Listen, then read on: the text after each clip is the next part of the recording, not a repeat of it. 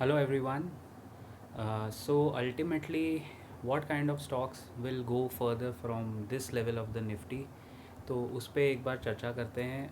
First of all stocks discussed in this video are my personal opinion. Standard disclaimer: कोई भी stock idea buy या sell करने के पहले please consult your registered financial advisor and then take a call. Nifty at 19,300, struggling a little bit to hold 19,400 levels. So first line of support 19,330, second line of support 19,060, and final line of my analytical support is 18,700. जब तक 18,700 intact है Nifty पे, trend पूरी तरह से selling में reverse तो नहीं होगा. 18,700 पे भी अगर थोड़ा 500,000 पॉइंट का करेक्शन आता है, फिर भी जो अंडरलाइंग मोमेंटम है वो बुलिश ही है निफ्टी में. अंडरटोन बाज़ार का अभी भी गाइस बुलिश ही है. And Y I say that is क्योंकि मार्केट्स और हम सब लोग we are the slaves of corporate earnings. हम सब बेसिकली कॉर्पोरेट अर्निंग्स ही फॉलो करेंगे.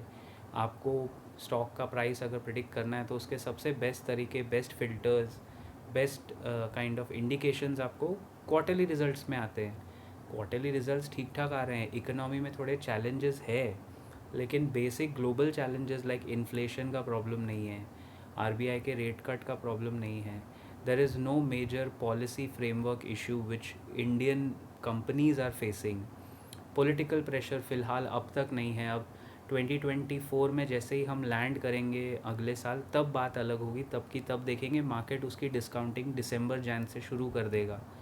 तो अभी दिसंबर आने में भी तो दिल्ली दूर है ना, तो उसकी बात तब करेंगे. लेकिन जब तक political, economic, social, technology, environmental और लीगल ये पेस्टेल पूरा आपका क्लीन है, तब तक तो मार्केट क्या देखता है, फॉरवर्ड अर्निंग्स पे आपको वैल्यू करता है. जैसे निफ्टी का भी एक प्राइस टू अर्निंग रेशियो है. निफ्टी का current price to earning is around 21. Now historically जब तक ये पी रेशियो निफ्टी का 25-27 पे नहीं जाएगा, तब तक ओवर वैल्यूएशन या over bought territory, technically euphoria आपको दिखेगा नहीं. 25-25 अगर निफ्टी का पी आ गया, देन यू कैन से कि हाँ बाज़ार में थोड़ा फ्रॉथ है. लेकिन वो कब आएगा? जब निफ्टी 20,000 या 21,000 तक पहुँचे, तब विद द करंट अर्निंग्स. क्योंकि अर्निंग्स क्या होता है guys? Price upon earning, PE ratio, price upon earning. Price is the numerator, EPS, earnings per share is the denominator. उसके हिसाब से आप प्राइस टू अर्निंग रेशियो निकालते हैं.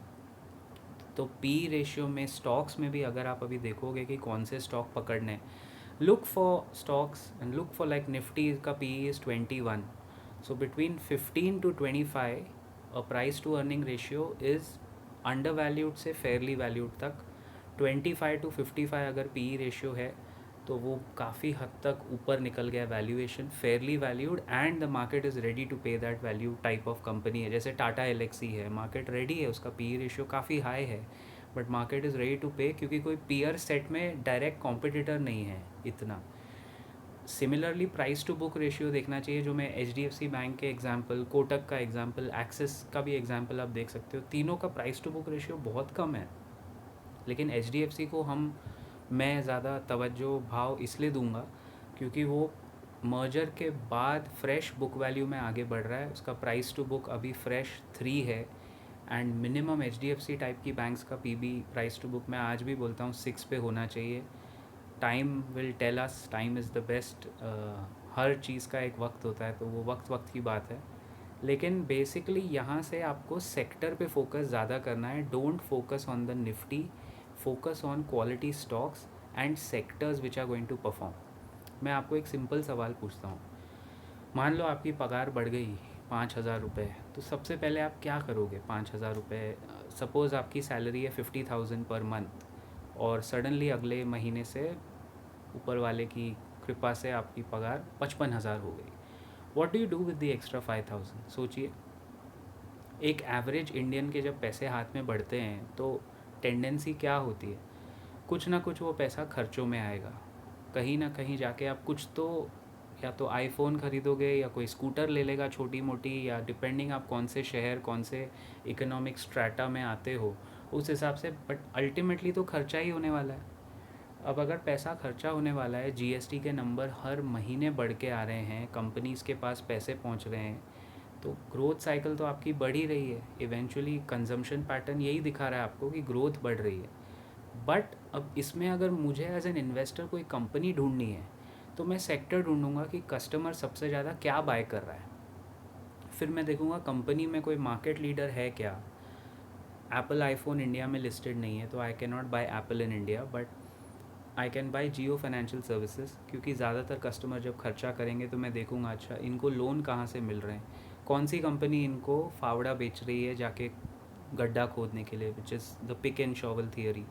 मेरा नज़र उस तरह जाता है। So somebody was asking me power consumption बढ़ रहा है, पावर स्टॉक्स पे मैंने बात की है, वीडियो भी बनाया है और आपने देखा भी होगा। पावर ग्रिड, पीएफसी, सारे स्टॉक्स आगे निकले। हाँ, even after my video power grid का परफॉर्मेंस देख लो, करेक्शन आया वो अब आया, लेकिन वो 240 का 270 जर्नी उसने दिया, उधर भी दिया 12-15%। आई वाज सेइंग कि पावर का कंजम्पशन अगर बढ़ेगा तो पावर कंजम्पशन के प्रॉक्सीज इंडिया में क्या हैं, air conditioners, coolers, electronic devices, ये सब बढ़ेंगे। अगर ये सब बढ़ेंगे तो क्या मेरा कंफर्ट या आपका कंफर्ट ये कंपनीज़ को एनालाइज करने में आपकी एक्सपर्टीज़ है, या फिर आप वो कंपनी पकड़ोगे जो कस्टमर को लोन देके ये चीज़ें बाय करवाती है, AC, fridge, washing machine, microwave ओवन्स और ऐसी इलेक्ट्रॉनिक चीज़ें बाय कराने के लिए लोन कौन दे रहा है, बजाज फाइनेंस, आगे जाके जियो फाइनेंशियल सर्विसेज। इंश्योरेंस बढ़ रहा है तो इंश्योरेंस में किसका फ़ायदा हो रहा है। तो ऐसे आपको ना सेक्टर पकड़ना है। You have to now the fight is not the index, index ने अपना काम बहुत पहले ही कर लिया है। द फाइट इज़, इंडेक्स शायद 19,400 से सिर्फ 21,000 तक जाएगा शायद in the near term, let's say about a year and half, 1.5 साल के टाइम करेक्शन के बाद शायद 21,000 पे निफ्टी एक टाइम हम भी रुक जाएंगे, या शायद अगले साल इलेक्शन के पहले। इलेक्शन के पहले तो एक अलग वीडियो बनाऊंगा, how to take a pause, क्योंकि पॉज तो लेना ही पड़ेगा। तो निफ्टी इतना अब यहाँ से 10%, मैक्सिमम 7-8-10% बढ़ेगा, लेकिन स्टॉक्स जो हैं, जो पिटे हुए हैं, जिनका प्राइस टू अर्निंग रेशियो अच्छा है 15-30, प्राइस टू बुक रेशियो 3-4 या 5, फिर उनका ये बीच में भी मैंने एक दो स्टॉक पकड़े थे, उनके ओवरऑल वैल्यूएशन मैट्रिक्स जो है, आर ओ सी, आर ओ ई, नेट सेल्स, नेट प्रॉफिट बढ़ रहा है हर हर क्वार्टर, हर महीने, सॉरी हर साल, हर क्वार्टर महीने तो मत ही देखो, every year Y O Y basis पे भी अगर नेट प्रॉफिट बढ़ रहा है, तो उस तरह के सेक्टर में उस तरह की कंपनी जो मार्केट लीडर है वो आपको अभी यहाँ से ग्रो कर मतलब दिखेगी, क्योंकि वो एकदम ओवर ड्राइव में जाएगी। तो ये, अगर आपको कोई क्वेरीज़ है इस वीडियो पे, please put it in the comments. मैं एक अच्छा स्टॉक कवर करने वाला हूँ इन माय नेक्स्ट वीडियो। इस पे मैंने पहले कवरेज दिया है, लेकिन इस बार हम उसको ना पूरा अच्छे से स्क्रूटिनाइज़ करेंगे। कंपनी का नाम अगले वीडियो में बताऊंगा। I have actually identified one such company जो मुझे लग रहा है आगे जाके मल्टी बैगर हो सकती है। मल्टी बैगर बोलना गलत है, sorry, I take back my word. आगे जाके गुड वेल्थ क्रिएटर हो सकती है, लेकिन जैसा मैंने कहा, standard disclaimer, all stock ideas are my personal opinion. Don't buy or sell based on anybody's opinion. We are just doing this for training, educational and entertainment purposes. आपको जो भी करना है, please consult an independent advisor, financial advisor, and then take a call. I'll see you in the next video very soon, guys. Till that time, as always, keep profiting and wish you good luck in the coming week.